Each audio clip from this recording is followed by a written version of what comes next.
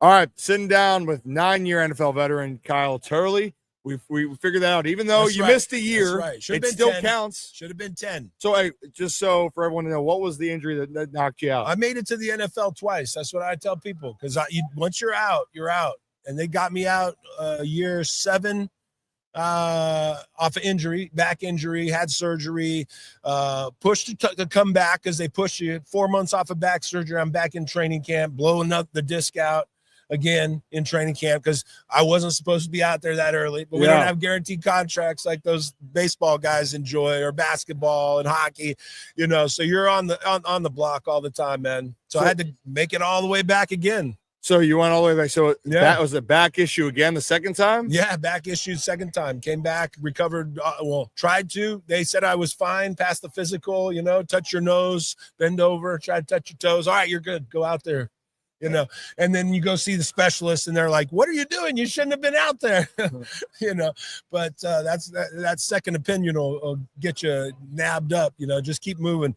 But that's what happened to me. It was out a year, 05. I was out of football. 04, I was on injured reserve with St. Louis, and then they cut me. And then I was out of football 05, and then I had to make it back, kept rehabbing, made it back, was in mini camp with the Dolphins with Nick Saban for 3 days down in Miami, 2 days, and as a tight end, making my way back. Okay. Yeah, I was 255 pounds, I think, at that camp, and I dropped one pass in 3 days or 2 days, and everybody thought I was going to make it. He was just too concerned about what we were going to do in the media. That's what he kept saying to me. So you were a liability in the media, or apparently everything was just sitting down. Like, you had a great week. We'd love to bring you here, but what's it going to be like with you and me in the media? That's what Nick Saban asked me. And I guess I didn't give him the yes, sir answer. So I got shipped out to the, to the airport, which was a bummer, man. I wanted to be a Dolphin for a minute. And also, to be fair, Nick Saban was only a Dolphin for a minute as well. So, I mean, it wasn't like he was there for that long. Oh, yeah. He doesn't like pro athletes. He doesn't like people having a say when it comes to getting paid. Anybody but him making $1, he doesn't like that. So, out of curiosity, so people that don't know, you were an offensive lineman. That's right. And then so when you're like, hey, I'm going to play tight end, how did that come about to be now I wanted to talk about something else, but you were going to be a tight end. You were to catch passes. Originally, that's what Mike Ditka actually wanted to make me, a tight end. When you're down in New Orleans. When he drafted me here, he was like, I want to make this kid a tight end. Like, this kid's a beast and he can catch a football. So I had ran around, caught footballs before, I got good hands. And my speed and agility, wasn't offensive lineman traditional. You know what I mean? I came from the D line. I transitioned to be an offensive lineman. So, I was more athletic guy. I could run routes. I could do all those things. I'm a sub 540 guy, at 300 pounds. So I dropped down to 260 and I was flying again and went after it. The Chiefs signed me up. I was the third string tight end behind Jason Dunn and Tony Gonzalez in 2006. And then Willie Rofe retires right before training camp, and they go, Kyle, we don't have anybody. Can you help us? And I go, no. And they go, try it. And I go against Jared Allen now. Congrats, Hall of Fame. Hey, congrats, and, Jared. I go out there and throw Jared Allen around a couple times and did well enough against him that they were like, we need you and you can play again. And I was like, well, if I just did that against Jared Allen and Tom Bali, then I guess I could sit out here, and play offensive line again. Shouldn't have done it. There was, because then you're in 70 plays a game versus maybe the 10 I would have had, as a third string tight end. Well, you know what? Stack some money and get some years. One of our Turley 15-year NFL vet. That would have been great. We could have added it in, but you have some other things that are going on too. We got to talk about. But one of our good friends is the long snapper for the Ravens right now. But it's funny. I think he's the third or no, not third, but he's probably the fourth or fifth string tight end. Right. So they're picking and choosing from all over. Yeah. I got to say, you still look like you're in good shape. What was your, out of curiosity, what was your weight when you were a lineman? It fluctuated, at the end of it. I even played at this weight where I'm at right now. I started in 2006 at 265 pounds where I'm You're at right 265 right now? At 265 pounds, I played offensive tackle in the National Football League in 2006. Well, you look pull the film. It was a great season. Yeah, but you look cut up. You look good, and I'm sitting there going, "Damn!" Like it's 265, and I'm 225. Yeah, I've gotten down to that. I hurt my back. I got down to 225. It's a process.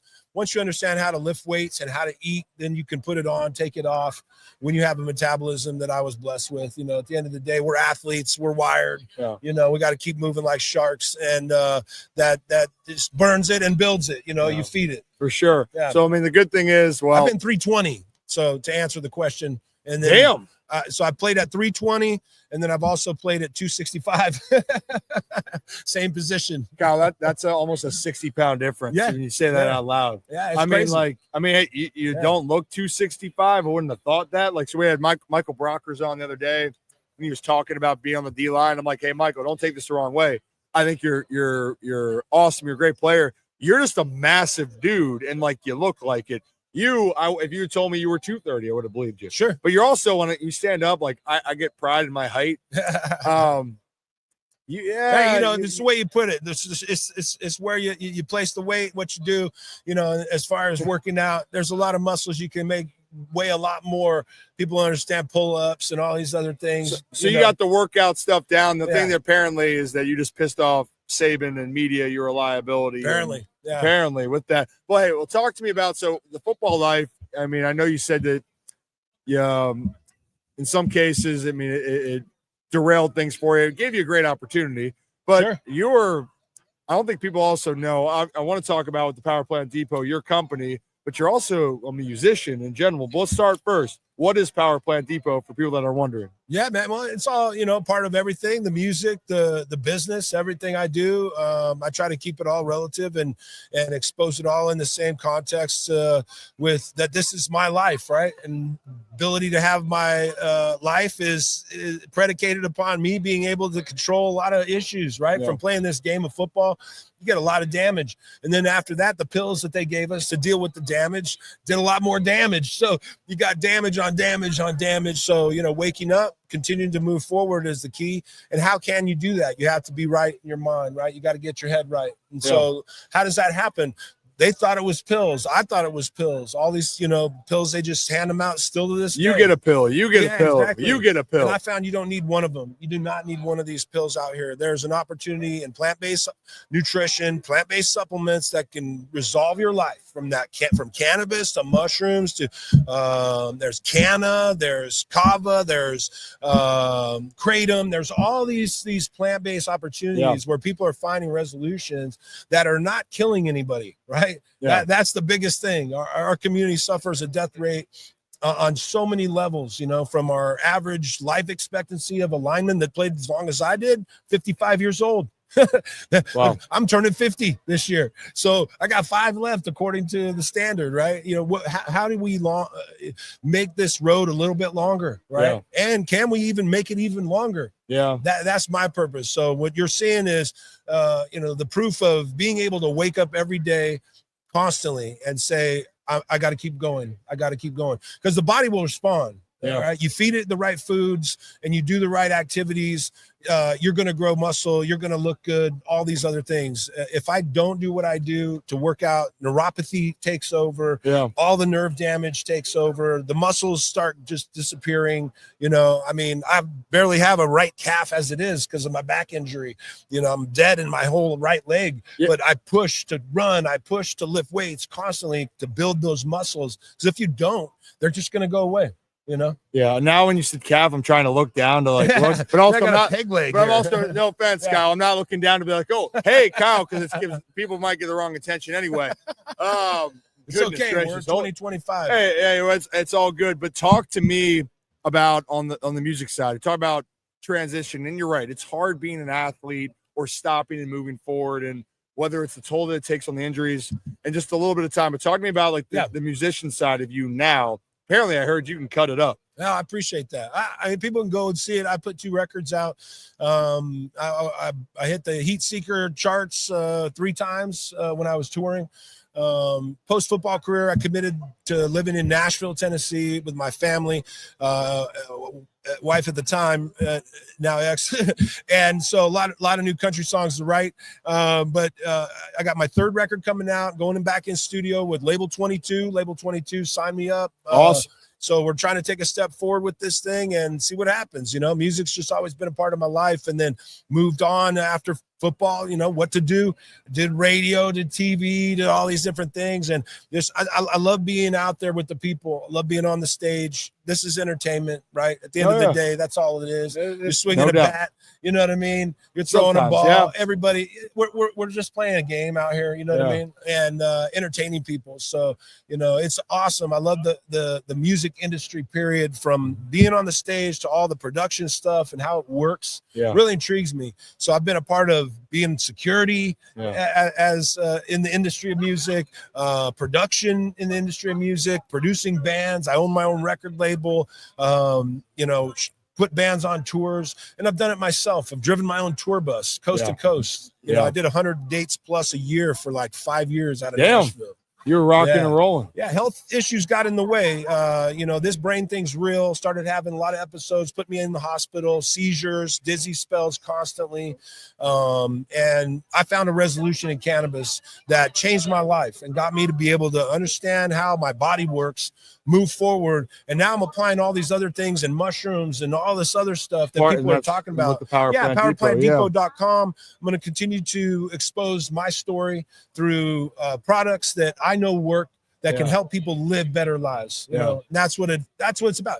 How can you continue to live your life and then expand upon that? What it is, what are you here for? Were you here to just play baseball? No, you're here now for this, and everything moving forward is what you're here for. Yeah. Right. And it's all for you. And so you have to accept all these things rather than fight them constantly. Right. For sure. Try to force stuff. So now it's, once you're in that mindset, you can do anything. I'm 50 years old and I could rack out 40 push-ups right now.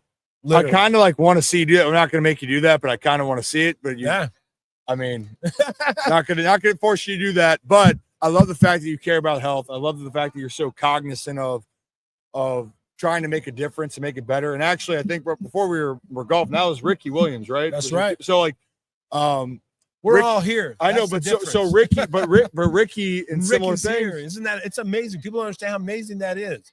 He used to sit with his helmet on as an introverted person, and then was told to take pills because that would help him, and he didn't, and they kicked him out of the league. And why he's here now, and he's able to run around here and promote his companies and all of that with a smile on his face and talking to everybody. Yeah, it's because he got his head right with cannabis, man. It helped put him in the right state of mind. The number one regulatory system in the human body is the endogenous cannabinoid system. People don't know that. Your doctor won't talk about it still to this day. Even RFK is not talking about it on the Hill. How are you going to make people healthier? Well, you should go to the start. And it starts with acknowledging the cannabinoid system as the number one regulatory system it is, and they still won't do it. They got guys out here like me and Ricky, though, and we're going to still keep coming. I guess everybody's going to keep falling off, and we'll still be here. You guys look great. Can you give me, before you go, one since we saw with Ricky and you guys are still going, one Ricky story that people might not know about with you guys together? Man, what people thought he was in India in a cave somewhere. He was in Mexico with me. We were hanging out. What with you? Yeah, man, we were just hanging out. Rick's a great guy, man, and people had all these misconceptions about him. And he came down to Mexico. We're hanging out. I had a house down there. I was out of football at the time. Yeah, and he came down with the family, and we're just hanging out, and just chilling, enjoying life, and eating good food, and so when people didn't know, awesome. So when people didn't know where Ricky was, and like, oh man, he's all around. He was just fucking around with you and other people, just such a great guy, man. People don't understand. Like I've heard everyone that's interacted with Ricky and you, by the way. I've heard everyone's like, oh yeah, Kyle's pretty good too. Everyone said about just genuine and about just being authentic and being them. So I can only be me, man. I'm not out here to try to be anybody else but that. Well, awesome. Well, hey, check out Power Plant Depot. Check out all your music you got going on with Label 22. Get ready. And one of these days, I got to see you rep out 40 push-ups and see what you got going on. Yeah, you got to go off there. You need to have a pull-up rack and a push-up bar. Can you talk to the NFL about getting the pull-up rack in here? We're trying to help with fitness. Oh, yeah. We're going to do that next year. Yeah. That's perfect. Right. You got to run. So, Kyle, I appreciate you, man. Appreciate you. Thanks so much. All right.